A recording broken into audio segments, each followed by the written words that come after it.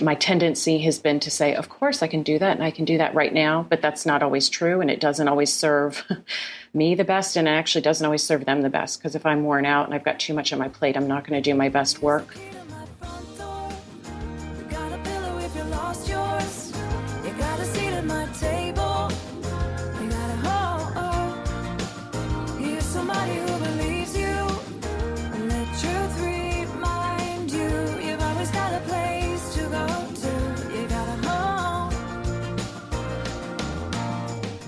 Welcome to The Creator's Journey. I'm your host, Charles Gupton. Each week, I'll talk with creative leaders who face the same fears and obstacles we all face. What makes these folks effective are the processes they've developed that allow them to push through the darkness to consistently ship their work and make a difference. If you've ever felt that your fears and insecurities are getting the best of you, know that you're not alone. Every creator who works from the heart faces the same challenges. Come join our community at thecreatorsjourney.com for ideas and inspiration that will bring light and direction to your journey. Here's the key to my front door.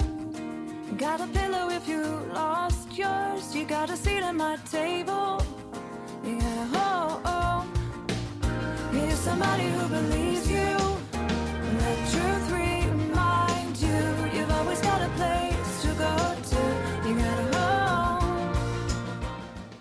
My guest today is Sutton Lo, an award-winning graphic designer based in San Francisco. Sutton specializes in working with entrepreneurs, small companies, and independent magazines across the country. She considers herself a word nerd, and having studied Latin for 5 years, enjoys figuring out the etymology of words based on Latin vocabulary. Combining her love of Latin with her penchant for type fonts, she has, over the last several months, become quite handy in the art of hand lettering, which you can find copious examples of on her blog at suttonlong.com. When she's not working at her desk, you just might find her walking her rescued hound dog, Chloe, and taking photos, many of which you can find on her Etsy shop or on her Instagram feed. Sutton, how nice to have the chance to chat again. What a pleasure. Thank you for having me. When we chatted before, you told me a little bit about your voyage from Richmond out to San Francisco and how that had some challenges and helped you grow in some areas. Well, I am not much of a planner. I never have been. And after college, I had some friends who said, "We're moving to San Francisco." And I said, having never been there, "That sounds great. I'll come too." So I moved home for a few months, saved money, and came out to San Francisco, drove across country, and drove across the Bay Bridge and moved to a city that I had never been to before. I was 22.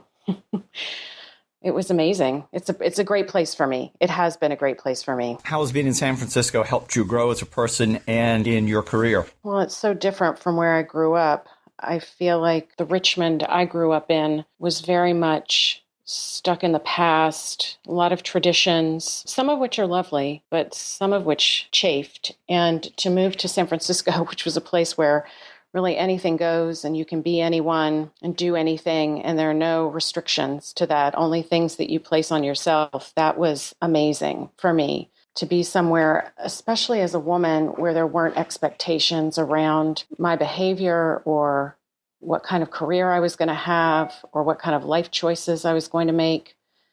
It was and continues to be very freeing. San Francisco is a great place if you want to kind of craft your own life. As many creatives do. Yes, yes. You are an explorer in a number of areas, as you've more recently, as I've read, explored hand lettering and photography as well as graphic design. How are those various media coming together to form your vision? Or what do you tell people that you do now, and how is it that vision is able to make a difference in people's lives? I feel like a lot of that, actually, I'm in a transitional phase, and I have been for a couple of years now. For a long time, I was fairly solidly a magazine art director, and the magazines that I worked for were smaller publications, independently published, about education, and one was about veganism.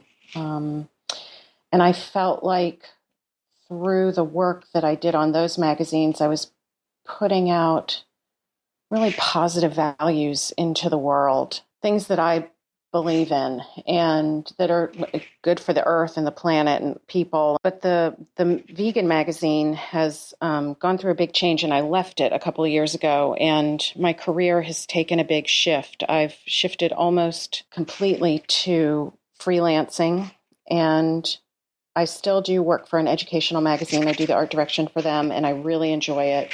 So I'm working more with small entrepreneurs. My brother-in-law has a startup incubator in DC, and I've worked with a lot of really interesting startups that are doing things in the health industry. I enjoy working with lots of different kinds of people, and I love it when the values of what they're doing align with my own values. And at the moment, that's where I find the meaning in my work. The stuff that I'm doing, it's not really on the side. I'm trying to think of it as the other half of my career, whether it's the hand lettering or my photography or my Etsy shop. It's all still coming together. And I definitely am still figuring out my vision around that and what it means for me in the long term, what it means that I have to offer, what I have to say. It's a very large work in progress. If you were to describe your, I guess, super strengths, what would yours be? I feel lucky to have discovered that I'm a creative person. I feel like that is a real strength. I wasn't, I was a kid who was always doing art stuff, but I was an English major in college. I didn't really know that, I don't know, I guess I wasn't aware that you could have creative careers. So the fact that I've had a lifetime of creativity has been magnificent. So creativity for sure, and I feel like that's a real gift. I think inner strength has been one that I've been very proud of. The older you get, life is not always so easy, and I feel like I have really tried my best to be my best self and to work through life to my best ability. I'm proud of it, and I think it is a strength. Yeah, that's important to recognize internally, because frequently, I guess all of us, but particularly I find with creative professionals, often don't look at their own strengths and what they have to offer out of that strength. Well, sometimes it's easy to be myopic about, your own strengths can be slightly invisible to you. I know that was the case when I was younger. I could look at other people's lives and I could see what they had going for them. I try as I get older to be much more self-aware. I mean, I'm self-taught at everything I do. And I know for a long time it bothered me. I felt like, oh, well, I don't have the accreditation that other people do. And does that mean I'm as good or I'm not as good? And I've been doing it long enough that I've learned that actually doesn't matter. But I do think that can factor into how you perceive yourself.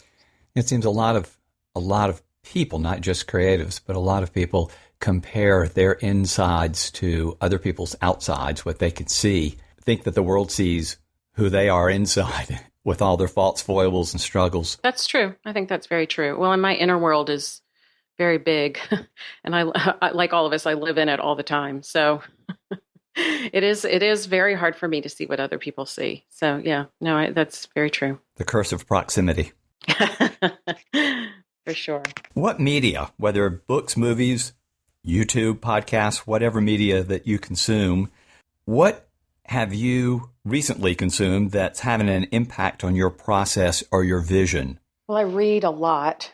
I mean, you mentioned that in the introduction. I have always been a big reader, and that was one of my goals for last year, was to really make reading a bigger part of my life again. I felt like it was getting relegated to the corners and the insomnia nights. But so reading is always very, very important. Magazines. I love magazines. I get so much from magazines. That's why I wanted to work in them. Yeah. And what a fun way to see different worlds. You can read a different magazine and it's a different perspective, and it's something you'd never would have known about otherwise. I love going to like my dentist's office and flipping through magazines that I would never normally look at. Those are big ones. Museums, any kind of art. I sometimes online is good, but I have to say, living in San Francisco, we have great museums. Time at the museum is always restorative. What are some fears that you're struggling with right now, and how do they show up? Well, the big one, and I guess we've already touched on this, is that I'm not good enough, that what I have to offer, my perspective or my skills, none of it's good enough. And how do you work through that? Well, I mean, that's a process. I just kind of try to remember that I do good work and people pay me for the good work that I do. And you just try and kind of work through it. I mean, yeah, I guess that's it. You just work through it. I just make something else or I design something else. And I'm like, oh, yeah, I do know how to do this. I've got this. That makes it sound easier than it is because it is a bigger internal struggle. But yeah, I have a mantra that I have kept in front of me. In fact, it's in front of me now, and that is action brings clarity. And it's a daily reminder that when the clouds or the fog seems to be before me and around me, that just taking some step brings some clarity that leads to the next step. I think so too. Well, because the other thing that could happen is just get bogged down in the bad feeling, and then nothing happens, and then you feel worse, and that's an awful cycle to get stuck in. So, right, anything you can do to pull yourself out is will pull you forward. Are there any obstacles that you have had through the years that continue to hold you back? And if you could step outside of yourself to change them or eliminate them, what would you do, and how would you do it from the outside if you had that power? Well, I was extraordinarily shy when I was young, and I still carry a lot of that shy, small, nerdy girl inside myself. And I think if I could step outside myself, it would be nice to remind that younger self, who is a big part of my interior self, that, you're grown up now and you do have this. Is there anything that you've just worked and worked and worked on, just wouldn't give up, but looking back, wish you'd cut your losses and just moved on? No, I don't like it when things don't go easily. I mean, that sounds awful. That sounds like I won't work at something. I will work at something, but it's much easier for me to be like, this is not working. I'm not going down this road, rather than I'm going to keep going down this road until I make it work. That's not, I don't tend to operate that way. Yeah, back to some of the struggles that you have faced. Have any of them helped you build connection with other people through empathy or in any other forms of connection? I mean, this is in a bigger life way. I think that anything that you go through that's difficult gives you empathy to other people and what they may be experiencing. I think it's one of the hardest things to remember.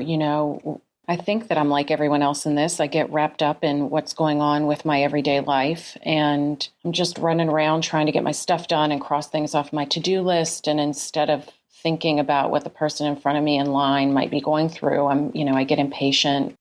But I feel like it's those great moments when you can step outside of that and remember, we're all trying to get through this every day. I mean, and that makes it sound like I think life is much harder than it is, but I've found life to be difficult in a lot of ways emotionally, and adult life is hard. It's, when you're young and you want to grow up and you think, oh, I can't wait to do all the things that I wanted to do, but then you grow up and you have bills and it doesn't all come together the way you envisioned. And so if you can look around and just remember that that's true for all of us, that's fantastic.